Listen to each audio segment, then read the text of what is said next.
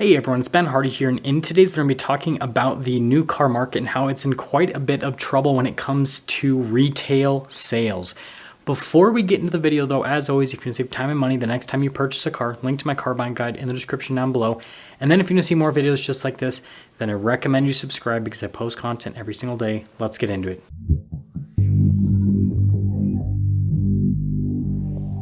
So in yesterday's video, I went over the data that Cox Automotive released on the sales month for January of 2023.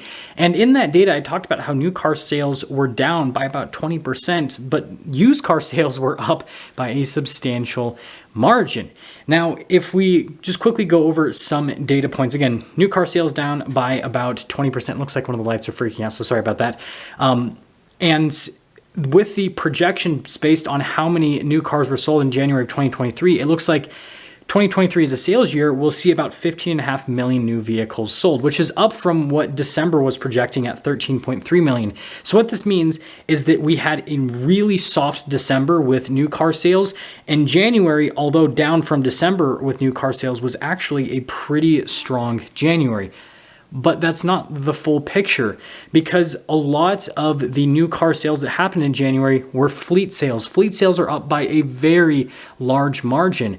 And so what this means is that fleet customers are buying more and more vehicles, which is obviously pushing up the new car number, but retail customers are not buying nearly as much. And it doesn't take a massive data sheet or a rocket scientist to figure out that regular retail vehicles aren't selling as well as what they were in the past, because we went from being in a position where new car dealers had like no inventory about a year ago, and now pretty much every single brand has inventory, even brands that are super constrained. So like look at Subaru, for example. There's still not a lot of Subaru inventory, but like you can go into a Subaru dealership and you can find brand new cars that are on the lot, which was not a thing during the entire course of the pandemic. Like it didn't matter what it was. If it was a Subaru, you had to wait like 9+ months to get it. Now, yes, there are certain models with Subaru that you still have to wait quite a bit of time, like a Wilderness package, for example. You're gonna have to get on a waiting list for that. But like if you want a new WRX, you can go and get a new WRX today at a Subaru dealership, manual or automatic. Pick your transmission. Another good example is with Land Rover. This is a manufacturer that, there was no inventory over the course of most of the pandemic, whereas now you can go in and you can find multiple models. Now, if you want like a full size or a Range Rover Sport, yeah, you're still not going to be able to find those. You're going to have to wait. But the point that I'm trying to make here is all you have to do is just go out and look at dealer lots, and pretty much every single brand will have some level of new inventory.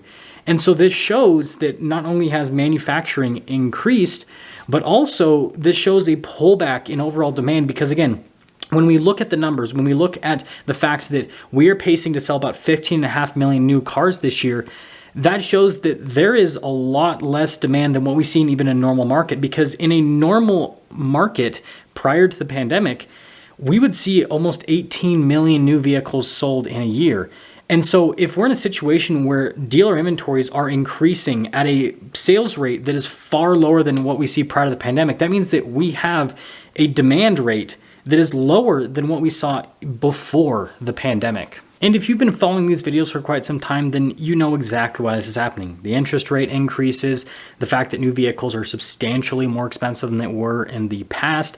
And, a really big factor that I think is playing a part in this whole situation is the fact that automakers want you to pay more for less. Ford is a great example.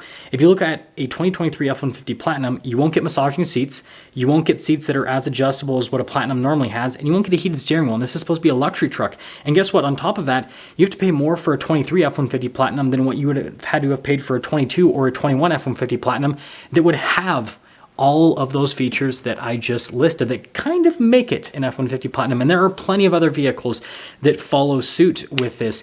And so I really do believe at this point that more and more buyers are just getting tapped out, again, based on the pricing, the interest rates, and the fact that, again, automakers they want you to continue to pay more for less, which is not what has happened historically in the car market. What usually happens is as cars advance, right, they get more and more features, and customers kind of expect cars to come with more and more as standard. And so the automakers obviously put more in, it makes cars slightly more expensive, but it adds up. Whereas now it's like, oh, well, because of this whole pandemic situation, now we're going to go back to where you get less features, but we're still going to make you pay more for them. It's kind of ridiculous. And something else to note before we move into the next section of the video is build quality. And again, this is something that I notice in real time because I am reviewing tons of cars every single day. If you guys don't know, on the main channel, on any given day, I review anywhere from 3 on the very low side of things to 7 to 10 cars every single day. Well, not every single day of the week, 5 days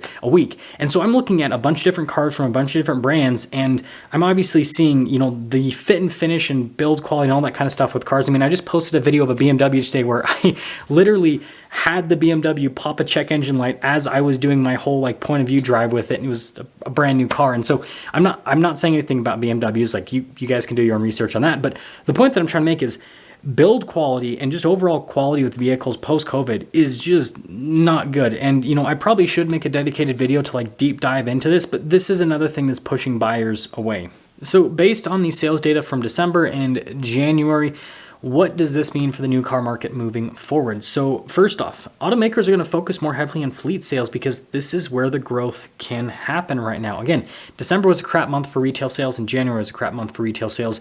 But both those months were great months for fleet sales. And so it makes sense for automakers to focus on where they can sell more vehicles because that's what automakers are meant to do. They're meant to just build vehicles and get rid of them. That's what automakers do, right?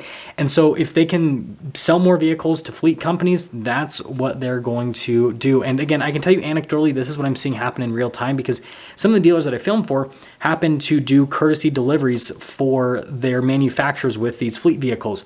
And the amount of fleet vehicles that I see now compared to just a few months ago is staggering. It is crazy. There are some dealers that went from having a bunch of retail units just a few months ago to now they have no retail units and they have a bunch of fleet units. I remember one dealership in particular I went to go and film some cars, and I'm trying to find a car to film, and every single car that I look at, it's fleet. And so I didn't have anything that I was able to film that day. And it's crazy because again, just a few months ago, it's I could go to that dealer and it's everything was retail. So there is definitely a shift happening. And so I actually see this focus on fleet sales putting a constraint on manufacturers that are focusing on fleet sales. So think your truck automakers, for example. That's a great example. General Motors, Ford, and then Stellantis with Ram, for example. And so, again, don't be shocked if you start to see some of these vehicles, think Ford F-150, for example, with GM, think Chevy Silverados.